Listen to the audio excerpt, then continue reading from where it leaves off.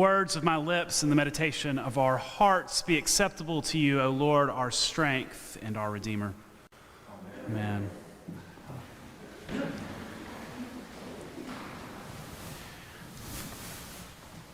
If you've been to probably really any church the last about 5 weeks or tuned in online, you might have noticed that we've been having the same conversation over and over again.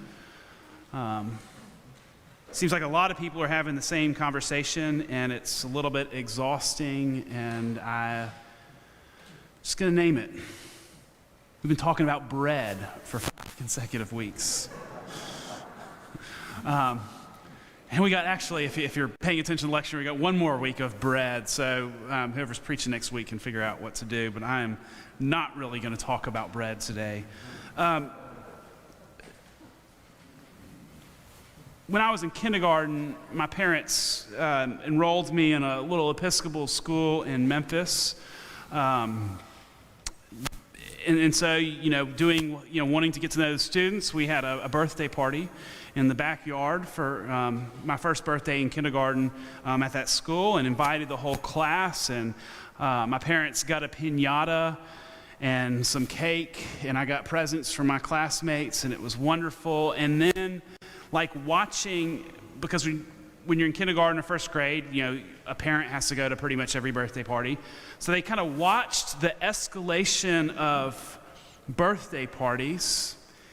And my dad, being the frugal person that he was like, this is ludicrous. And he devised this wonderful plan. So he thought, about a month before next birthday in first grade, he's like, John, you can have one of these parties like all the other kids, or you can have your very own $100 bill. It's like, $100, yes. I had no concept of what birthday parties cost at that point in my life.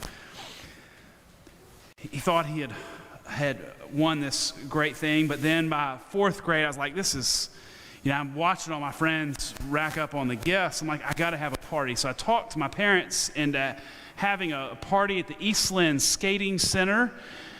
And I can still remember like a lot of these places, they have the couple rooms over where you can have the cake and the presents. And I remember sitting there in that room as my friends were coming in from class, and they were bringing gifts. And my friend Will White brought this square gift, and he handed it to me, and he looks me in the eye, and he goes, I'm sorry. My mom made me do it. So I'm opening presents later, and I'm sure I don't remember any of the gifts except for his. I'm sure they were like Legos, and I think they were big at this time. I might have been a little too old, but I know I had a bunch of those Teenage Mutant Ninja Turtle action figures. Could have been one of those. And then I opened Will's gift. A hardbound, big color picture Bible. Man, like, come on, dude. I put it away. Fast forward many years, and I finished college, and I'm working as a youth minister at one of the local churches, and lo and behold, the Bible has become a little bit more important in my life. And I'm able to, I get my first house, and my parents do what any do, and they're like, all right, you got your own place to live. It's time to get rid of your junk. So I have to come over, and they're boxing up all the things from my old room. And I have this moment when I come across that Bible for the first time since fourth grade. And I sit down, and I open it up.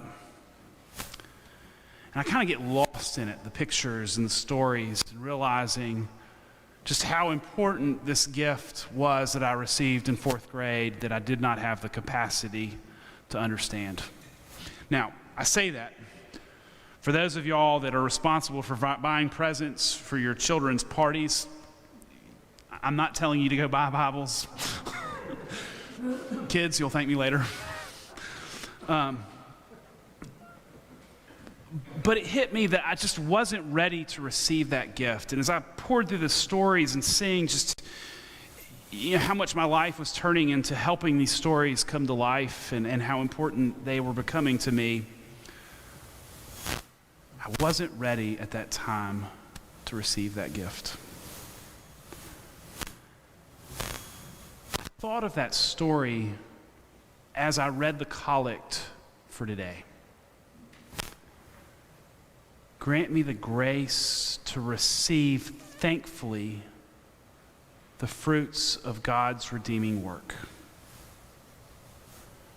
It just really hit me this week. Grant me the grace to receive thankfully the fruits of God's redeeming work. Because as someone who does a lot of writing for a living, you don't put the word thankfully in there unless you need to. Unless it's possible that those gifts that we receive from God, the gifts of God's redeeming work, are challenging to receive. Or we may not be in the best position all the time to receive those gifts.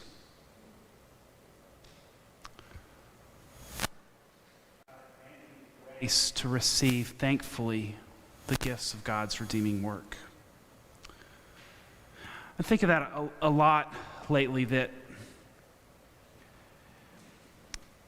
the reason that we gather here, I think the reason that many of us come to church, is to make sense of our lives, make sense of how our lives are more than just the lives that we live, but what God is up to in the midst of our lives or in community.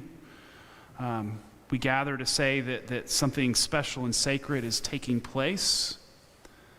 But I think there's a temptation sometimes to also think that God's going to make life easier.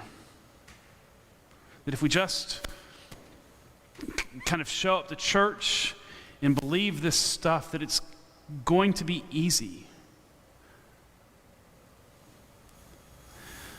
But then look at the life that we're invited into. I mean, part of the big challenge that I think we're facing is people right now is learning how to balance like that individual spirit and to do things that we don't want to do for the well-being of other people. Like that's like following Jesus, that work of healing and love, and it calls us into an ethic that doesn't necessarily have our best interest, at least not from the way that the world wants us to believe. It doesn't put us first. And so part of finding life, an abundant life, is through caring for each other. It's through modeling love and compassion. It's about doing things sometimes that we don't want to do.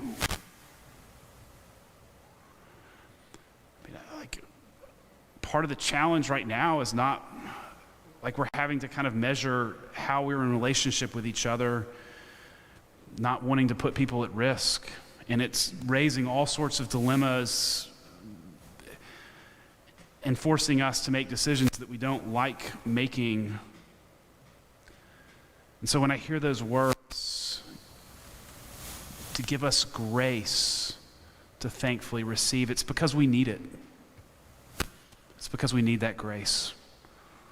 Learning how to care for each other, especially in such a polarizing and challenging time, is going to challenge our own assumptions about what is right for us by learning how to care for other people. And it's bothering me about what I'm being asked to do.